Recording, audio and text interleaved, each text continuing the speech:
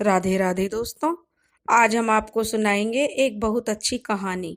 अगर आप हमारे चैनल पर नए हैं तो प्लीज़ हमारे चैनल अपनी संस्कृति को लाइक करें, सब्सक्राइब करें और शेयर करें। बहुत समय पहले की बात है। एक राजा था। उसका बहुत बड़ा राज्य था। राजा के कोई कमी नहीं थी। उसकी एक रानी थी जो बहुत ही सुंदर और दयालु थी। उसके पास सिपाही, घोड़े, दास दासियां, धन दौलत सब कुछ था। राजा बहुत ही चक्रवर्ती सम्राट था। लेकिन राजा रानी के कोई संतान नहीं थी। इसी कारण वे दुखी रहते थे। संतान प्राप्ति के लिए उन्होंने बहुत दान धर्म अनुष्ठान किए, मंत्र जाप व्रत पूजा पाठ किए, जो भी जैसा भी उन्हें बताता मन्नतें मांगते, गरीबों फरियाद करते, गरीबों को भोजन खिलाते, सब काम वे करते, लेकिन उनको कोई फायदा नहीं हुआ। उनके संतान नहीं हुई। अब धीरे धीरे राजा रानी की उम्र बढ़ती जा रही थी और वे दोनों बुढ़ापे की ओर अग्रसर हो रहे थे। अपने बुढ़ापे की ओर बढ़ते हुए उम्र को देखकर राजा रानी दोनों बहुत चिंता में रहते थे कि हमारे बाद हमारे इतने बड़े साम्राज्य का क्या होगा। कौन बनेगा इस राज्य का वारिस? कौन लेगा प्रजा की जिम्मेदारी? राजा रानी दिन रात इसी चिंता में घुलने लगे। उन्हें खाने पीने तक की भी सुध नहीं रहती थी। तो एक दिन सुबह सुबह राज दरबार में एक सन्यासी आया। तो दासी रानी को कहने लगी कि रानी साहिबा, आज हमारे महल में एक सन्यासी आए हैं। यह देखकर रानी कहने लगी, क्या सन्यासी का अच्छे से आदर सत्कार करो। लेकिन अब मेरा जो मन धर्म कर्म करने का नहीं होता है, मैं थक गई हूँ सब करते करते, लेकिन ईश्वर मेरी कोई नहीं सुनता कि मुझे कोई संतान प्राप्ति हो जाए। मेरी एक यही मनोकामना है। अब जो रानी जो है दासी के साथ साधु जो महात्मा आए थे उनके पास पहुंची और कहने लगी कि यह मेरा अंतिम दान धर्म है। इसके बाद मैं अपने हाथों से कोई दान धर्म नहीं करूंगी। रामनी जो चावल से भरा छाछ हाथ में लेकर बाहर आई और साधु की झोली में भिक्षा डालने के लिए आगे बढ़ी तो उसके चेहरे पर बहुत ही मायूसी छाई हुई थी। साधु बाबा की दृष्टि जब रानी के चेहरे पर पड़ी तो वे कहने लगे, रानी साहिबा, क्या बात है, आप इतनी उदास क्यों हो? तब रानी साधु को सारी हकीकत बताने लगी और रोने लगी, कहने लगी कि हे सन्यासी, हे साधु बाबा, हमने हर जतन कर लिए लेकिन हमारी भगवान ने नहीं सुनी। इस पर वह साधु कुछ पल के लिए गंभीर हो गया और कहने लगा कि रानी जी, तुम चिंता मत करो, आपकी संतान की इच्छा जरूर पूरी हो जाएगी। आपकी कोख जरूर खुल जाएगी। आपकी कोख से एक सुंदर पुत्र जन्म लेगा, लेकिन वह मात्र 14 साल तक ही आप लोगों को मिलेगा। उसके आगे वह मृत्यु लोक में नहीं रह पाएगा। इससे बढ़कर आपको कुछ देना मेरे लिए संभव नहीं है। अपनी बात पूरी करते करते उस सन्यासी ने अपनी झोली में हाथ डाला और थोड़ी सी भभूत निकालकर रानी को दे दी और कहा, रानी जी, आप और राजा साहब दोनों इसे थोड़ी थोड़ी चाट लेना, जिससे तुम्हें जल्द ही पुत्र प्राप्ति होगी। इतना कहकर साधु वहां से चल दिया। उसके जाने के बाद रानी के मन में आशा की किरण जगी। रानी सोचने लगी कि 14 साल तो बहुत हैं, 14 साल ही सही, उतने समय में तो मैं अपने कम से कम हमें कोई पुत्र तो मिलेगा, उसे पालने पोसने का, अपनी ममता जताने का मुझे कुछ तो हक मिलेगा।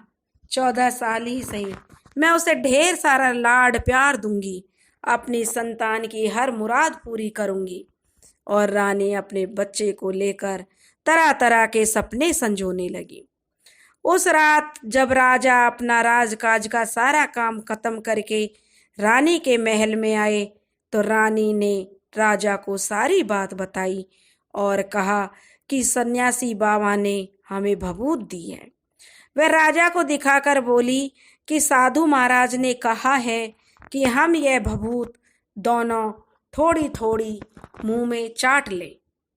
राजा बोले, इतना दान धर्म किया, जप तप किया, यज्ञ हवन किए, हमें कोई फल प्राप्त नहीं हुआ। अब इस भभूत से हमें संतान प्राप्ति होगी। इस पर रानी बोली, जब इतना सब कुछ किया है तो यह और सही, क्या पता भगवान हमारी सुन ले। अब राजा जो है, क्योंकि राजा का भी अब इन बातों से विश्वास हट चुका था, क्योंकि वह भी कर्म धर्म दान पुण्य करते करते थक चुका था। लेकिन जब रानी ज्यादा ही आग्रह करने लगी तो राजा ने सोचा कि चलो रानी के मन को संतुष्टि मिले, उसे दुख ना हो, इसलिए राजा ने थोड़ी सी भभूत चाट ली। क्योंकि राजा को अब किसी पर विश्वास नहीं था, लेकिन वे अपनी पत्नी को भी दुख नहीं पहुंचाना चाहते थे, इसलिए वे राजी हो गए। राजा राजी हो गया और राजा रानी ने दोनों ने भभूत को चाट लिया। अब थोड़े दिन बाद जो राजा रानी दोनों अपने रोज के नित्य कर्मों में लग गए, नहाते धोते हैं, फिर अपने भगवान का नाम याद करते हैं, अपने पुरखों को याद करते हैं और उस साधु महाराज को भी याद करके भभूत बांटकर दोनों ने खा ली थी।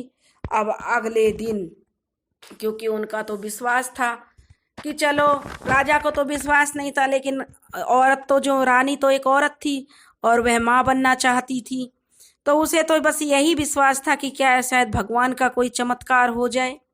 उसने बड़ी निष्ठा के साथ उस भभूत को चाट लिया था। दोनों निश्चिंत होकर सो गए। कुछ दिन गुजर गए और साधु जो कहकर गया था उसके अनुसार ही रानी गर्भवती हो गई। अब राजा रानी दोनों की खुशी का कोई पार नहीं था। दोनों बहुत खुश रहने लगे।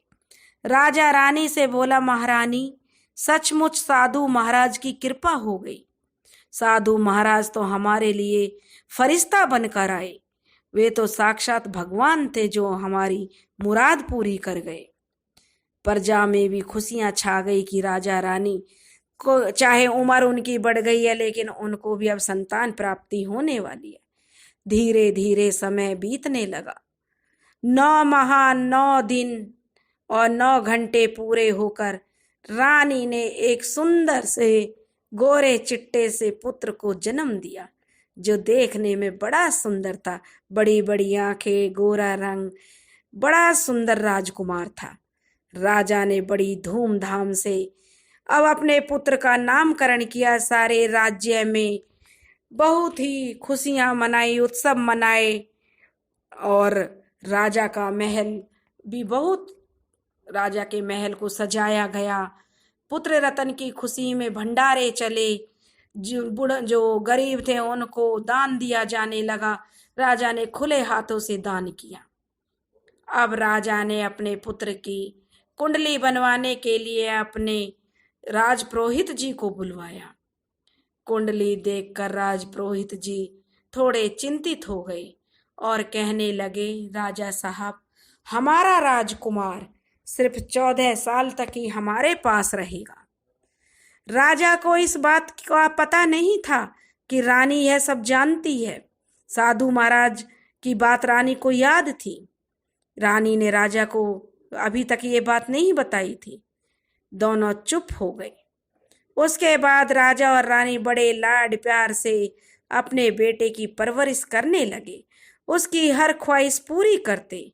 थोड़े समय के लिए ही सही, भगवान ने हमें संतान सुख तो दिया, हमारी इच्छा तो पूरी की, हमारी मुराद तो पूरी की। इससे वे अब समाधान मानते हैं कि चलो, भगवान ने जब पुत्र दिया है तो इसका भी कुछ ना कुछ समाधान निकलेगा, या कुछ ना कुछ ऐसा उपाय करेंगे जिससे हमारे पुत्र को कुछ ना हो। राजकुमार दिन प्रतिदिन बड़ा होने लगा। जब वह 7 साल का हो गया तो राजा ने अपने राजगुरु को बुलाया और उसे पढ़ाई लिखाई, राजशास्त्र, शास्त्र विद्या, घोड़सवारी आदि 12 विद्याओं को शिक्षण देने के लिए कहा। जब राजकुमार शास्त्र विद्या में पारंगत हो गया और वह 12 साल की उम्र का हो गया, तब एक अच्छी सी राजकन्या खोजकर उसकी शादी कर दी जाती है। 2-3 साल और बीत जाते हैं। बेटा 14 साल का हो जाता है और एक दिन राजकुमार राजा से कहता है, पिताजी, मैं अपना सारा राज्य घूमकर देखना चाहता हूँ। आज तक मैं सिर्फ इसी रजवाड़े में रहा हूँ, इसके अलावा मैंने कुछ और नहीं देखा है। हमारा राज्य कहाँ तक है, क्या कमी है, कहीं क्या कोई दुखी तो नहीं है। बेटे की बात सुनकर राजा चिंतित हो गया, क्योंकि पुत्र को 14वां साल शुरू हुआ था और अब कभी भी कोई अनहोनी होने का वक्त नजदीक आ पहुंचा था। लेकिन राजा ये सब बातें अपने पुत्र को नहीं बता सकता था। वह क्या करता कि बेटे के चेहरे पर अगर बता देगा तो बेटा उदास हो जाएगा।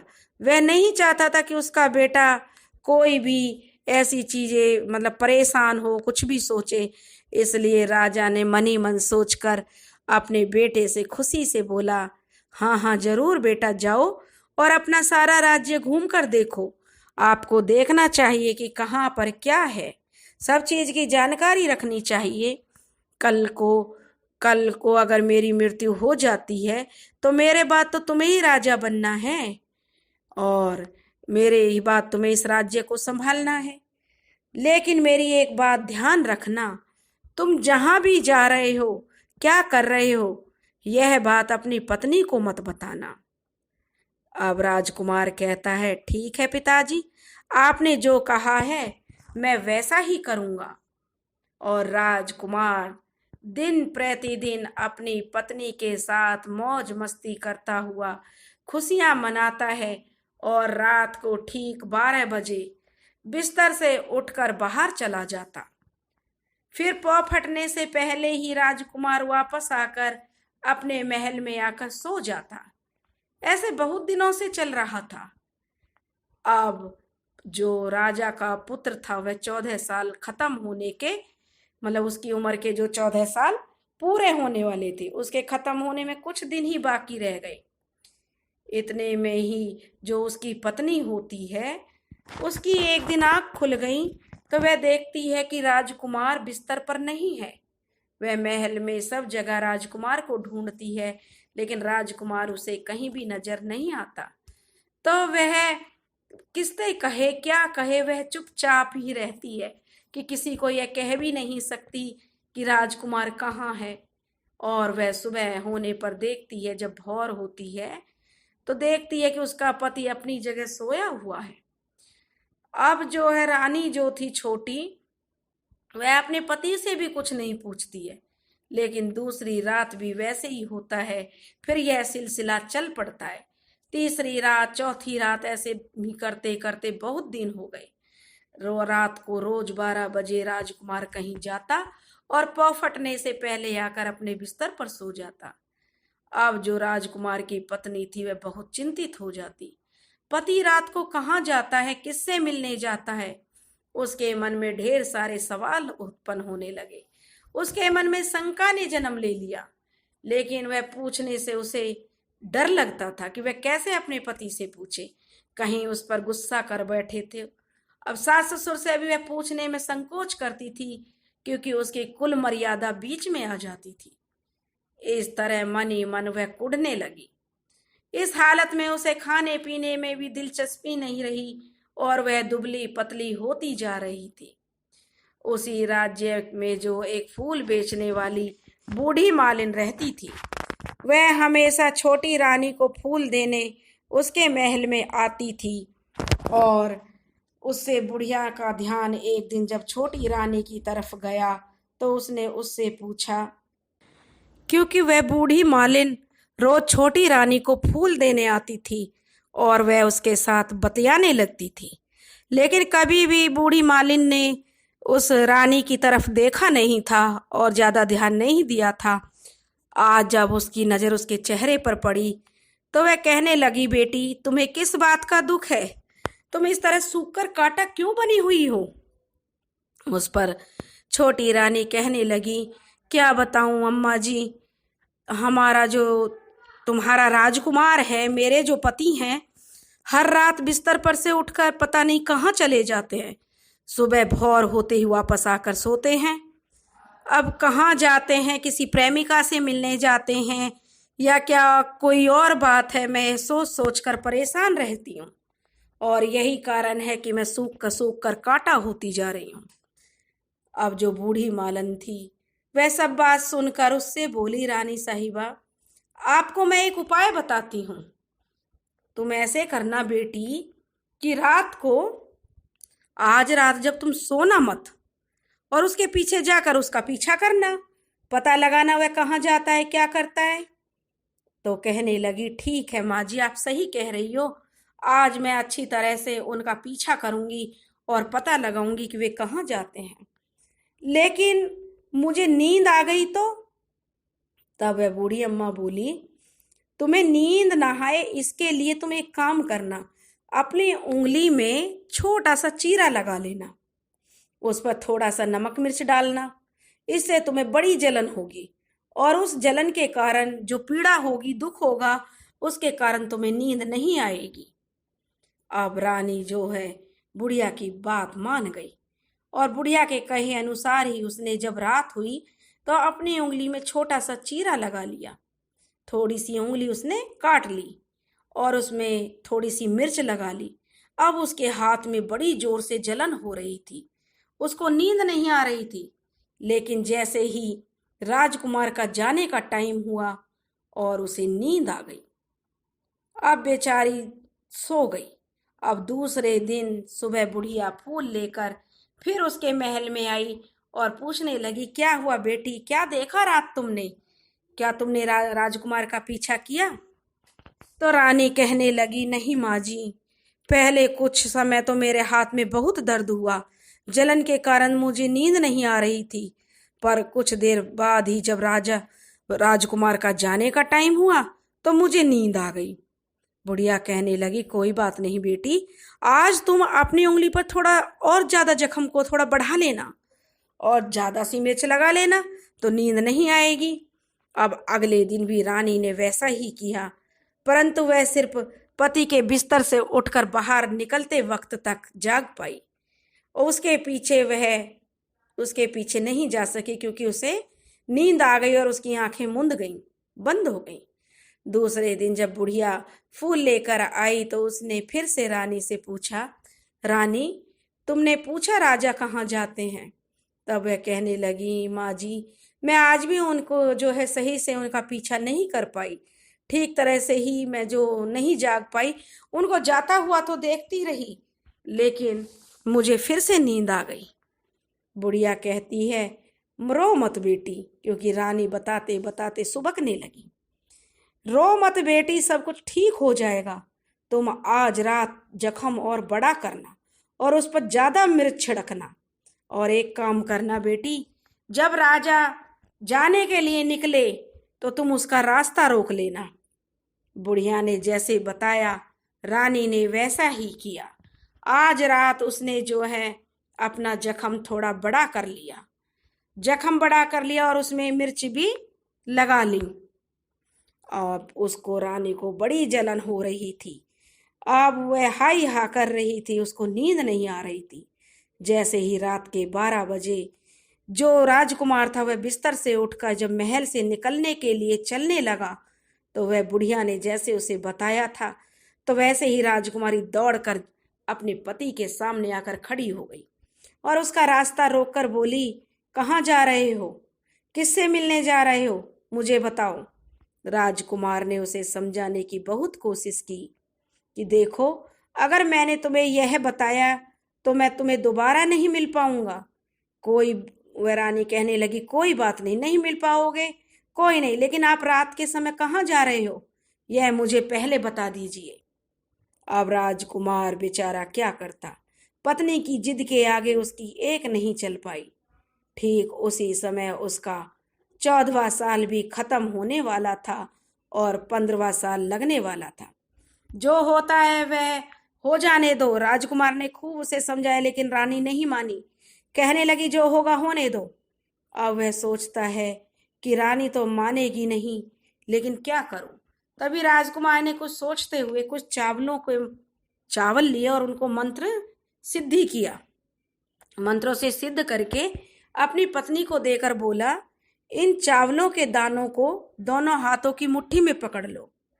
पहले दाएं हाथ में पकड़े चावल मेरे ऊपर फेंकना, और मैं कौन हूं जब तुम्हें यह पता चल जाएगा, उसके बाद बाएं हाथ में पकड़े हुए चावल मेरे ऊपर फेंक देना।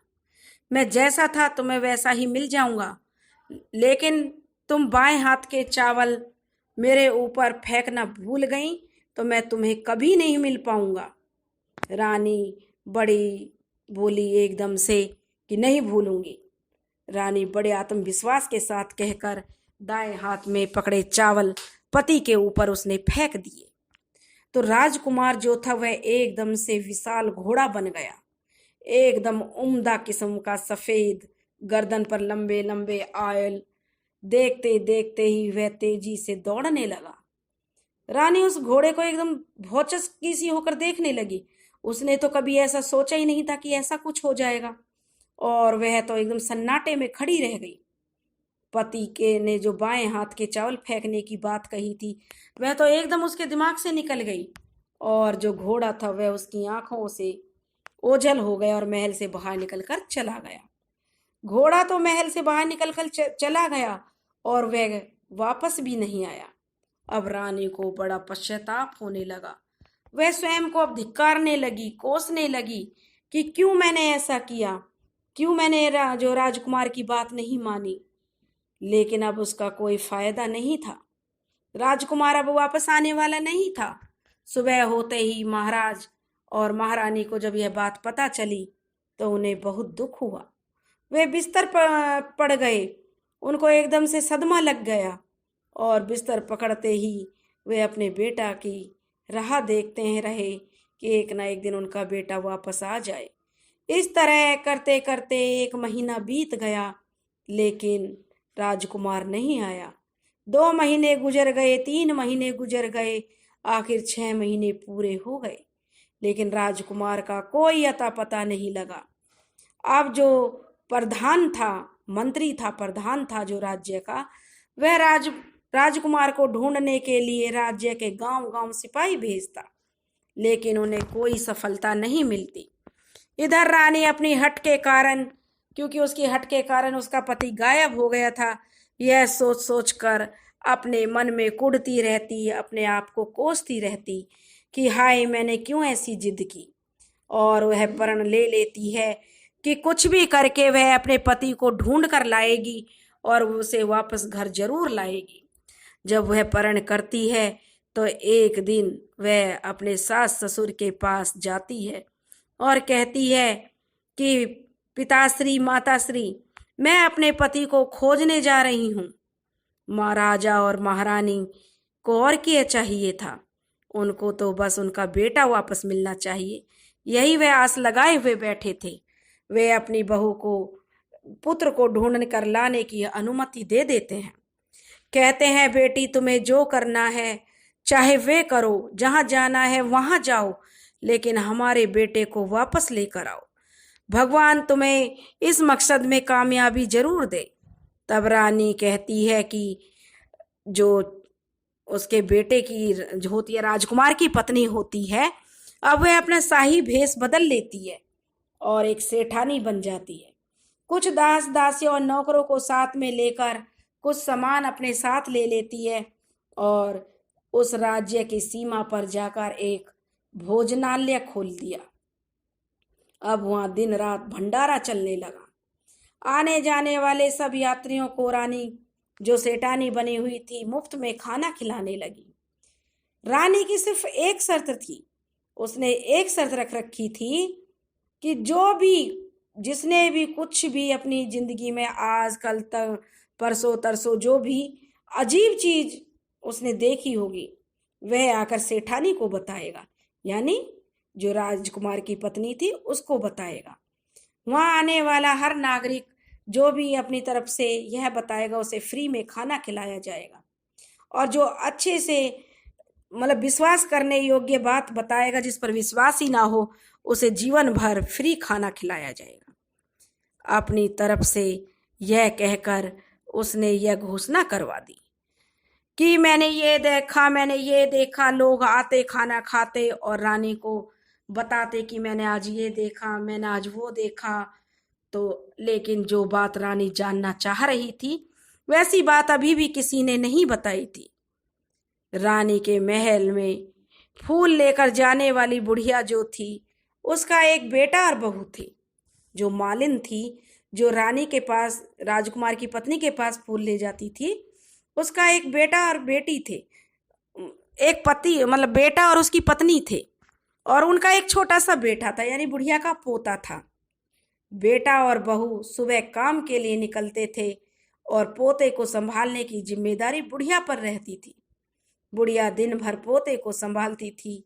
एक दिन बुढ़िया को पान खाने की जो आदत थी, क्योंकि बुढ़िया पान बहुत खाती थी, पान में लगाने के लिए उसके पास चूना नहीं था। उसे चूना लगाने के लिए चाहिए था और उसे उसकी तलब उठ रही थी पान खाने की। तो वह उसे तैयार करने के लिए सीपियां लेकर आई। उन सीपियों को भूनने के लिए गोबर के कंडे जरूर चाहिए, तभी तो आग जलेगी। कंडे इकट्ठा करने के लिए वह बांस की टोकरी लेकर चरवाहे के मैदान में गई। वहां बहुत सारे कंडे थे। उन्हें वह जमा करते करते उसे घर आने में अंधेरा हो गया। इस ओर शाम होते ही काम से उसके बेटा बहू घर वापस पहुंचे तो देखा कि उनका बच्चा घर पर अकेला है, रो रहा है। तो वे दोनों गुस्से में लाल पीले हो गए। इतने में बुढ़िया भी घर आ पहुंची। बेटा ने अपनी माँ से कहा, माँ, अपने पोते को अकेला छोड़कर कहाँ चली गई थी? बुढ़िया बताने लगी कि बेटा, मैं गोबर के कंडे इकट्ठे करने गई थी, क्योंकि जो है शाम का खाना भी बनेगा, तो बिना कंडों के आग कैसे बलेगी, और मुझे अपने लिए चूना भी बनाना था। इस पर उसका बेटा बहुत गुस्सा हुआ और अपनी माँ से वह कहने लगा कि अगर आगे से मेरे बेटे को छोड़कर गई तो मैं तुझे घर से निकाल दूंगा। बुढ़िया बोली, ठीक है बेटा, अब ऐसा नहीं होगा, क्योंकि जो बुढ़िया के बेटा बहू थे वो बुढ़िया पर मतलब इज्जत नहीं देते थे, उस पर बहुत काम कराते थे, और उसको सही से जो बेटे की बहू थी वह बहुत जुल्म तारती थी। और फिर चरवाहे के मैदान में अगले दिन फिर बुढ़िया को तलब उठी पान खाने की, तो वह अगले दिन फिर कंडे इकट्ठा करने चली गई। शाम को जब बेटा बहू काम से वापस लौटे तो देखा कि बच्चा घर पर आज फिर अकेला रो रहा है। अब उसके बेटा और बहू की सहन शक्ति खत्म हो गई और वे बुढ़िया के वापस आने का इंतजार करने लगे। जैसे ही बुढ़िया घर आई तो दोनों पति पत्नी बुढ़िया पर बरस पड़े और उसे अच्छा भला बुरा कहने लगे।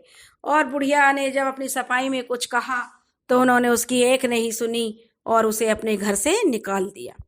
बुढ़िया रात भर बेचारी बाहर अंधेरे में बैठी रही, रोती रही कि आखिर मेरे बेटा बहू ने वही किया जो मैं सोच रही थी। कब तक मैं उनका काम भी करती हूँ, फिर भी उन्हें मेरी जरा सी लापरवाही पर मुझे घर से निकाल दिया। वह तरह तरह के विचार उसके मन में आ रहे थे। सुबह होते ही बेचारी हाथ में टोकरी लेकर कंडे इकट्ठा करने के लिए निकल गई। उस दिन उस पर कंडे इकट्ठा करने का मानो पागलपन सवार था, क्योंकि वह उसके दिमाग में बड़ी हलचल मची हुई थी। सुबह सारी रात वह बेचारी बाहर बैठी रही और कंडा इकट्ठा करते करते कब अंधेरा छा गया उसे पता ही नहीं चला। जब उसे ध्यान आया तो गांव का रास्ता भी उसे ठीक से दिखाई नहीं दे रहा था, क्योंकि अंधेरा हो गया था। वह अंधेरे में आके फाड़ फाड़ कर देखती, किसी तरह आगे निकल पड़ी। तो चलते चलते उसे एक कपिला गाय छन छन की आवाज करते हुए गले में घंटी बजाते हुए चलती हुई दिखाई दी। तो वह गाय उसी मैदान पर आ गई। उसे देखकर बुढ़िया सोचने लगी, इस गाय के पीछे पीछे जाऊंगी तो गाय जरूर गांव तक मुझे पहुंचा देगी, कि जरूर गांव में गाय किसी की होगी तो यह जरूर अपने घर पहुंचेगी। तो बुढ़िया उस गाय के पीछे पीछे लग गई। वह गाय चलती रही। उस मैदान से लेकर एक एक करके उस गाय ने 6 मैदान पार किए।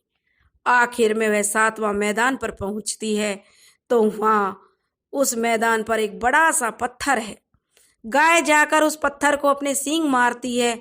सींग मारो तो वह पत्थर दूर हट गया और पाताल में नीचे जाने की सीढ़ियां दिखाई देने लगी। तब गाय उन सीढ़ियों पर नीचे जाने के लिए जैसे ही चलती है तो बुढ़िया यह सब देख रही थी और जल्दी से भागकर गाय की पूंछ को पकड़ लेती है और पूंछ पकड़कर वह गाय के साथ नीचे पाताल में पहुंच जाती है। पाताल में पहुंचते ही तुरंत गाय की पूंछ छोड़ देती है और इधर उधर देखने लगती है। तो बुढ़िया ने देखा कि पाताल में सब जगह जगमगाहट है, दिए दिया दीप जल रहे हैं, तेज रोशनी है। गाय के ऊपर जब रोशनी पड़ती है तो वहां अद्भुत घटनाएं घटने लगती हैं। गाय के नीचे जाते ही उसके गले में अपने आप सांकल पड़ गई और छम छम करके कोई दुधाड़ी जो दूध निकालने वाला होता, दूध दुहाने वाली होती है, वह आती है, जो कि उसे दिखाई नहीं देती थी, वह अदृश्य थी। लेकिन बुढ़िया बहुत घबरा जाती है। उसे दूध निकालने की आवाज आती है लेकिन वहां पर कोई नहीं होता है। अब बुढ़िया अपना जो है सांस रोके चुपचाप खड़ी रहती है और देखती रहती है। वह सोचने लगी कि वह कहीं छिप जाए, लेकिन छिपने के लिए उसे जगह ढूंढती है लेकिन उसे कहीं भी जगह नहीं मिलती। हर जगह उजाला ही उजाला था। तो वह एक कोने में खड़ी रह जाती है। जब बुढ़िया कोने में खड़ी हो जाती है तो देखती, चुपचाप देखने लगती है कि क्या हो रहा है। तो कुछ पल के बाद वहां झट से एक बहुत ही सुंदर सफेद सा घोड़ा आया। वहां 2 कुंड थे, उसमें से एक कुंड में उस घोड़े ने छलांग लगाई और ऊपर आ गया। अब उसे जो राजकुमार का रूप प्राप्त हो गया। राजकुमार बनने के बाद उसने दूसरे कुंड में जो कुंड में पानी था उसमें स्नान किया। वहां रखे हुए नए कपड़े पहने। नजदीक ही एक सुंदर पलंग था, उस पर आकर वह बैठ गया। उसके सामने अपने आप जो है 5 पकवानों की थाली आ गई, दूध की प्याली आ गई, 5 सुपारी आ गए। उसके सामने एक दिया जलता रहा। अब राजकुमार ने खाना खाया, दूध पिया और 5 सुपारी का बीड़ा चबाया और बिस्तर पर लेट गया। लेट जाने से पहले सूर्य देव को याद करके उसने जलते हुए दिए से पूछा, दिए दिए दिए दीपंकर, मेरे माता पिता क्या कर रहे हैं? दिया बताने लगा कि राजा रानी बेटे के शोक में डूबे हुए हैं। तब राजकुमार ने पूछा, राज्य कौन संभाल रहा है? तब दिए ने कहा, राज्य प्रधान संभाल रहा है। और मेरी पत्नी क्या कर रही है? तो उसने बताया कि तुम्हारी जो पत्नी है चौराहे पर भोजनालय उसने शुरू किया है, भंडारा चला रही है। आते जाते लोगों से वह नई खबर के बारे में पूछ रही है। दिए के ये कहते ही राजकुमार को जो है लगा कि चलो ठीक है। उसके बाद वह सो गया। बुढ़िया कोने में खड़ी यह देख रही थी। ऐसी अद्भुत घटना उसने अपनी जिंदगी में पहली बार देखी थी। उसे अंदर ही अंदर जो घबराहट होने लगी, वह अपनी भूख प्यास सब भूल गई और बहुत ही वह सांस रोके चुपचाप खड़ी रही। अब उसने उत्सुकता से यह देखने लगी कि आगे क्या होता है, लेकिन उसके बाद कुछ घटनाएं नहीं घटी। रात गुजर गई और सुबह हो गई। सुबह होने पर पलंग पर सोया राजकुमार उठा और फिर से वह पहले वाले कुंड में उसने छलांग लगाई। अब फिर से वह घोड़ा बन गया, कुंड से बाहर आ गया। बाहर आते वह तेजी से उस पाताल नगरी से बाहर निकल गया, लेकिन वह कहाँ गया बुढ़िया को कुछ पता नहीं चला। उसके बाद पिछली रात की तरह कोई उस गाय को जो छम छम करके दूध दोहने लगा, क्योंकि आवाजें ही आ रही थी, बुढ़िया किसी को देख नहीं पा रही थी। जैसे ही दुहाना खत्म हुआ उसके गले की साकल अपने आप खुल गई। अब वह गाय भी तेजी से ऊपर चढ़ने वाली सीढ़ियों की ओर भागने लगी। गाय को भागते देखकर बुढ़िया भी सोचने लगी कि गाय के साथ यहाँ से ऊपर जाना ही ठीक है, नहीं तो वह यहीं फंसी रह जाएगी, कभी भी कोई भी मुसीबत मेरे ऊपर आ जाएगी। और उसने झट से गाय की पूंछ पकड़ ली और गाय के साथ वह ऊपर आ गई। गाय जब ऊपर मैदान में पहुंची तो उस सुरंग का रास्ता अपने आप बंद हो गया। उसके मुंह पर वह बड़ा सा पत्थर अपने आप रख गया। अब जो है पहले की तरह रास्ता बंद हो गया। ऊपर आकर वह गाय जंगल की ओर निकल गई। उधर बुढ़िया एकदम बावली सी हो गई। वह तो यह देखकर पाताल नगरी में जो कुछ उसने देखा है जल्द से जल्द किसी को बताने के लिए उतावली होने लगी। तभी उसे एकदम से याद आया कि उनके नगर की सीमा पर एक औरत भंडारा चलाती है और नई बात बताने वाले को अच्छा खाना पीना भी खिलाती है, मुफ्त में देती है। तो वह सोचने लगी क्यों ना मैं इस बात को उस औरत को जाकर बताऊं। यदि उसे यह बात पसंद आ गई तो बाकी के जीवन में खाने पीने के झंझट से मुक्ति मिल जाएगी। बुढ़िया ने मन में तय किया और तुरंत उस भंडारा जहां चल रहा था वहां पहुंच गई। वहां पहुंचकर वह जो है सिपाहियों ने बुढ़िया से पूछा कि बुढ़िया क्या बात है। लेकिन वहां जाकर उसने जो घंटा टंगा हुआ था, एक नगाड़ा था जो वहां पर टंगा हुआ था, जो लोग खास बात लेकर आते थे वो नगाड़ा बजाते थे ताकि ये पता चल जाए कि नगाड़े में कोई खास बात बताना चाहता है। जब बुढ़िया ने वहां पहुंचकर उस नगाड़े को जोर जोर से बजाया तो रानी ने सिपाहियों को आदेश दिया कि जाइए, जो कोई भी आया उसकी अच्छी खातिरदारी कीजिए। आदेश पाते ही सिपाही जो है वो बुढ़िया के पास आए जो नगाड़ा बजा रही थी। उन्होंने पूछा क्यों री बुढ़िया, क्या हुआ, क्यों नगाड़ा बजा रही हो। बुढ़िया बोली कुछ नहीं बेटा, यहाँ खाना मिलता है ना इसलिए आई हूँ। खाना चाहिए मिलेगा, लेकिन तुझे कोई नई बात बतानी पड़ेगी। तब बुढ़िया कहने लगी हाँ बताऊंगी, एक बात मालूम है मुझे। इस पर सिपाही उसे अंदर ले गए और उसको जो उनकी मालकिन थी यानी जो राजकुमार की पत्नी थी उसके पास ले गए और आदेश था उसका कि कोई भी बूढ़ा बुजुर्ग अगर वहां आए तो उनके साथ अच्छे से पेश आना, उनका आदर आतिथ्य बहुत अच्छे से करना। सिपाहियों ने उस बुढ़िया को भरपूर पेट भर के खाना खिलाया, थाली भर भर कर व्यंजन परोसे। बुढ़िया कई दिनों की भूखी थी, वह खाना देखते ही उन पर टूट पड़ी। खाने के बाद सिपाही उसे पहनने के लिए नई साड़ी दी। उसके बाद उसे लेकर रानी के पास गए। बुढ़िया और रानी ने जब एक दूसरे को देखा तो तुरंत पहचान लिया। बोली बुढ़िया बेटी तुम? रानी बोली माँ जी तुम? बड़ी देर तक दोनों तरह तरह की बातें करती रही। आखिर में जो बुढ़िया थी कहने लगी, जो रानी थी वह बुढ़िया से कहने लगी अम्मा अब बताओ तुमने नई बात क्या देखी। नई बात? मैंने कोई नई बात नहीं देखी। मैं तो मेरे पास तो जो है ना तुम्हें देने के लिए पैसे नहीं थे, इसलिए मैंने झूठ बोल दिया और नगाड़ा बजाया। रानी ने कहा माँ जी घबराने की कोई बात नहीं है, मैं किसी को तुम्हारा नाम नहीं बताऊंगी। फिर भी बुढ़िया ने देखा तो कहा कि मैंने तो कुछ नहीं देखा। वह बताने में आनाकानी करने लगी। इस पर जो रानी थी उसने कहा देखो अम्मा, यदि तुमने मुझे यह बात नहीं बताई तो जिंदगी भर मैं जो है अपने पति को नहीं ढूंढ पाऊंगी, और अगर तुमने मुझे यह नई बात बताई तो मैं तुम्हारी जिंदगी भर देखभाल करूंगी, तुम्हें राजमाता की तरह रखूंगी। अब बुढ़िया ने सोचा कि बेटा बहू तो मुझे रखने वाले नहीं है, और ये क्योंकि वह राजकुमारी को बहुत पहले से जानती थी, राजकुमारी की पत्नी को, वह दिल की बहुत अच्छी थी, तो वह बताने के लिए तैयार हो गई क्योंकि रानी ने अब उसे दिलासा दिया था कि वह उसका उम्र भर ध्यान रखेगी।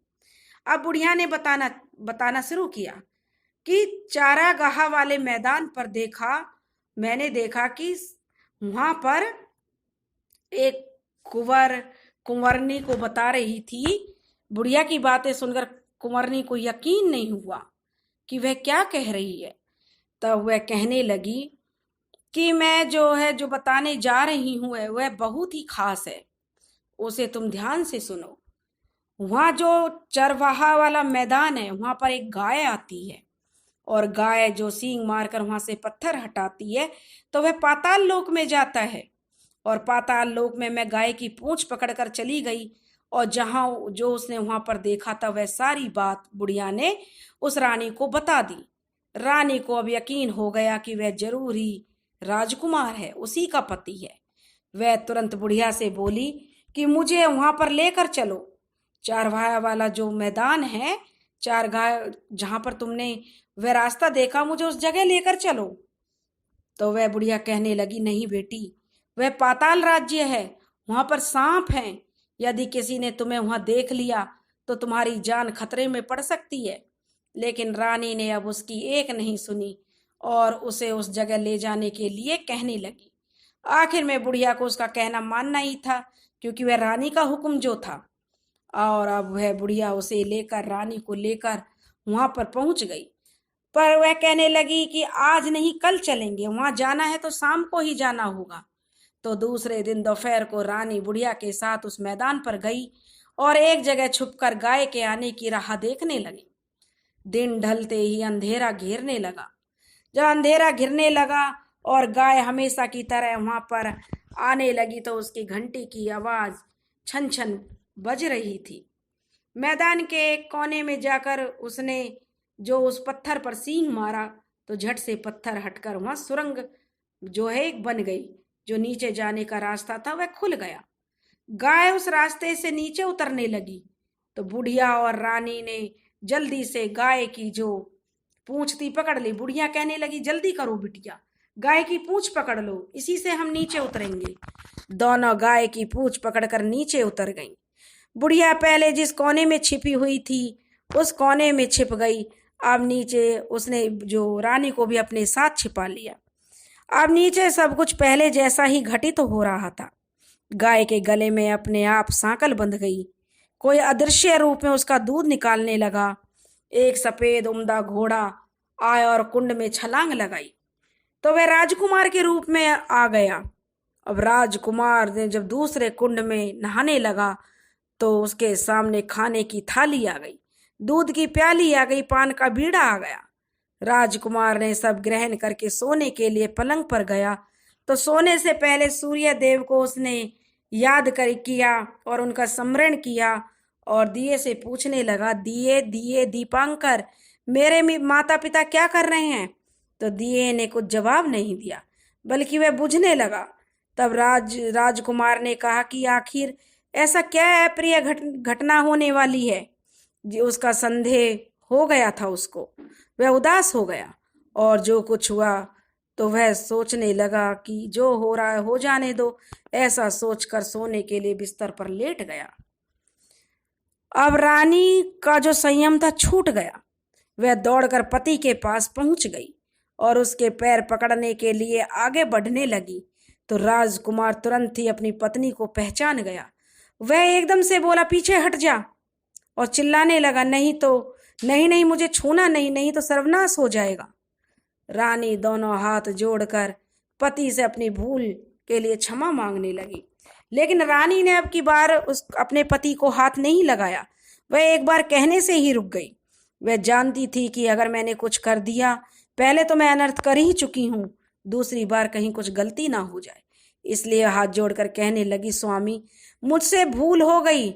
मुझे आपसे नहीं पूछना चाहिए था कि आप रात को कहाँ जाते हो। मैं अपनी भूल स्वीकार करती हूँ। मुझे मेरी भूल की सजा मिल गई है। अब आप घर चलो। आपके वियोग में आपके माता पिता बिस्तर पकड़ लिया उन्होंने, वो कतई मरनासन हालत में पहुंच गए हैं। आपकी प्रजा भी बड़ी दुखी है। उस पर राजकुमार कहने लगा कि वही तो एक बार तुम गलती कर बैठी हो, अब दोबारा मत करना, नहीं तो जो मैं जैसा दिख रहा हूं वह भी नहीं दिखूंगा। रानी अब विलाप करने लगी, जोर जोर से सर जो अपना जमीन पर पटकने लगी। राजपुत्र के मन में अपनी पत्नी के प्रति जो है दया आ गई। वह उससे कहने लगा, यदि तुम मुझे पाना चाहती हो तो तुम्हें एक काम करना होगा। काम कठिन है लेकिन वह तुम्हें अकेले करना होगा। तब वह उसकी पत्नी एकदम से बोली कि बताइए स्वामी, मैं करने के लिए तैयार हूँ, चाहे कितना भी कठिन काम क्यों ना हो, मैं अपने पति की प्राप्ति के लिए उसे जरूर करूंगी। तब वह रानी से कहने लगा, राजकुमार ने उसे बताया कि इस पाताल से ऊपर जाते ही तुम्हें एक घना जंगल नजर आएगा। ऐसे 6 जंगल पार करने के बाद 7वां जंगल मिलेगा और वह जंगल सबसे घना है। उस जंगल के बीचों बीच एक पीपल का पेड़ है। उसके आसपास की जगह पत्ते, जटाएं, कांटे, झाड़ियां आदि से ढक चुकी है। वहां पर बाघ, शेर, भालू, सांप ने सबने अपना जो डेरा जमा रखा है, सबकी चौकड़ी वहां पर बैठती है। तुम्हें उन सबको भगाकर वह जगह साफ करनी होगी, और जो उस जगह को साफ करके वहां पर गोबर से लिपाई करके उसको पवित्र करना है, पवित्र बनाना है, और उसे रंगोली से सजाना है। उसके बाद वहां धूप, कपूर, अगरबत्ती जलानी है, फूल, कुमकुम के पेड़ की तने की पूजा करनी है, दूध दही से बने चावल का भोग चढ़ाना है। ये सब तुम्हें दोपहर को 12 बजे से पहले करना है। 12 बजने के समय तुम उस जगह जहां पर ये सफाई करी है वहां पर बैठकर सूर्य भगवान का ध्यान करना। ठीक 12 बजे सूर्य भगवान का रथ वहां उतरेगा। वे यह सब देखकर खुश हो जाएंगे और कहेंगे, जिस किसी ने यह सब किया है मैं उसे मन वांछित फल दूंगा। तो तुम सामने जाकर उनके रथ का दाहिना घोड़ा मांगना, मैं तुम्हें मिल जाऊंगा। इतनी बात कहकर जो राजकुमार अपने पलंग पर सो गया और छोटी रानी भौर होने की राह देखने लगी। भौर होते ही बुढ़िया के साथ छोटी रानी गाय की पूंछ पकड़कर ऊपर आ गई। ऊपर आने के बाद वह बुढ़िया से कहने लगी, अम्मा, अब मैं अकेले ही आगे जाऊंगी। तुम जहां पर मेरा भंडारा चल रहा है, जहां पर लोग भोजन कर रहे हैं, तुम वहां पर जाओ और आराम करो। अब वह जंगल में जाकर जो राजकुमार ने जगह बताई थी उसे ढूंढने लगी, और आरी से लेकर वह जगह उसने साफ कर दी। बाद में जैसा ही राजकुमार ने उसे बताया था कि वैसे ही लिपाई पुताई करके वापस आ गई। दूसरे दिन पौ फटने से पहले उठी और जंगल में उसी जगह पहुंच गई। वहां जाकर इत्र, गुलाब का पानी छिड़क कर वह जगह उसने बहुत ही सुगंधित कर दी। भीनी भीनी खुशबू आने लगी। धूप अगरबत्ती जलाकर उसे पवित्र कर दिया और पूजा की सब सामग्री वहां तैयार करके सूर्य भगवान का ध्यान करने बैठ गई। जैसा कि पति ने बताया था कि दोपहर के समय ठीक 12 बजे सूर्य भगवान आएंगे, उनका रथ वहां पर रुकेगा। तो वह जो उसका इंतजार करने लगी कि सूर्य भगवान आएंगे और उनका रथ रुकेगा। उसने अब सब पूजा सामग्री तैयार करी और सूर्य भगवान का ध्यान करने बैठ गई, जैसा कि राजकुमार ने बताया था। दोपहर को ठीक 12 बजे सूर्य भगवान का रथ उस पीपल के पेड़ पर आकर रुका। सूर्य भगवान ने जब रथ के नीचे देखा तो सुगंधित वातावरण देखकर बहुत प्रसन्न हो गए। फिर बोले, जिस किसी ने यह काम किया है वह यहाँ आकर आज मुझसे कुछ भी वरदान मांगे, मैं उसे दे दूंगा। रानी ने जब यह शब्द सुने तो वह तुरंत ही दौड़कर भगवान सूर्य नारायण के सामने आ गई और उनको साष्टांग प्रणाम करते हुए बोली, भगवान, मैं ही हूँ जिसने यह जगह साफ की है। तो सूर्य भगवान ने कहा, अच्छा ठीक है, तुम्हें जो वर मांगना है मांगो। तब वह कहने लगी, भगवान, मुझे आपके रथ का दाहिना घोड़ा चाहिए। सूर्य भगवान बोले, नहीं नहीं, मैं तुम्हें कुछ और दे सकता हूँ, लेकिन यह घोड़ा नहीं दे सकता। मेरे रथ में 12 घोड़े हैं, तुम चाहो तो कोई और घोड़ा मांग लो, लेकिन यह दाहिना घोड़ा नहीं। वह कहने लगी, अगर तुम नहीं दे सकते तो कोई बात नहीं, अगर देना है तो मुझे तो छोटा घोड़ा ही चाहिए, ये दाहिना घोड़ा ही चाहिए।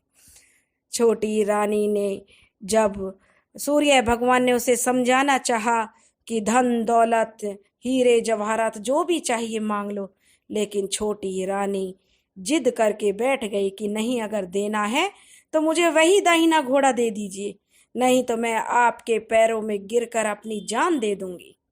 अब सूर्य देव बड़े धर्म संकट में पड़ गए, क्योंकि उन्होंने वचन दे दिया था, अब अपने वचन से पलट भी नहीं सकते।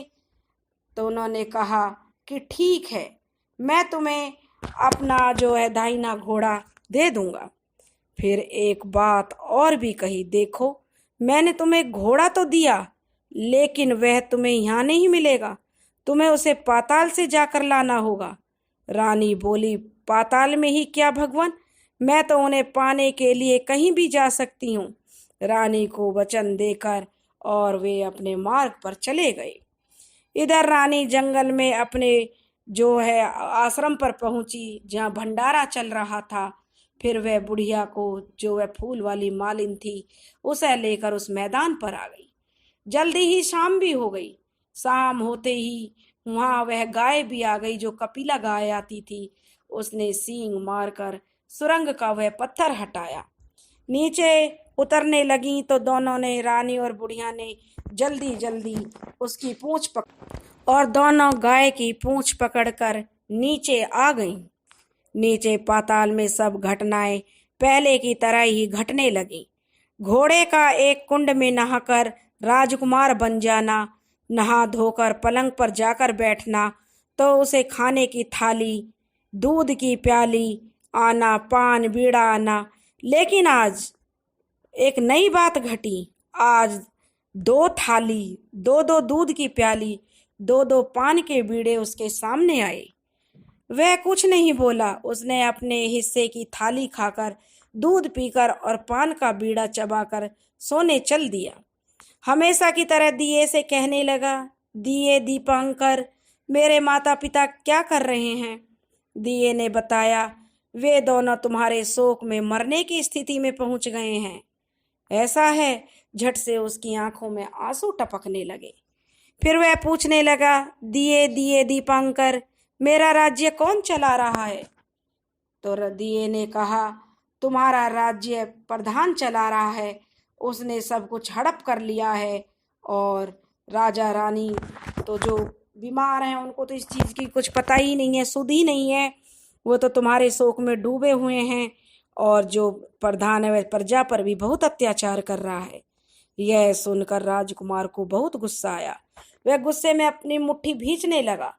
अब वह पूछने लगा, दिए दिए दीपांकर, मेरी पत्नी क्या कर रही है? अब दिया कुछ नहीं बोला, चुप रहा। अब रानी का संयम जवाब दे गया। वह दौड़कर पति के गले लग गई। अब मैं तुम्हें मिल गया, राजकुमार कहने लगा। सच कहते हैं, जब आप फिर से घोड़ा तो नहीं बनेंगे ना? नहीं, दोबारा घोड़ा मैं नहीं बनूंगा। तुमने जो इतने सारे कष्ट उठाए हैं मुझे पाने के लिए, इसलिए सूर्य देव ने मुझे सदा के लिए घोड़े के जन्म से मुक्त कर दिया है।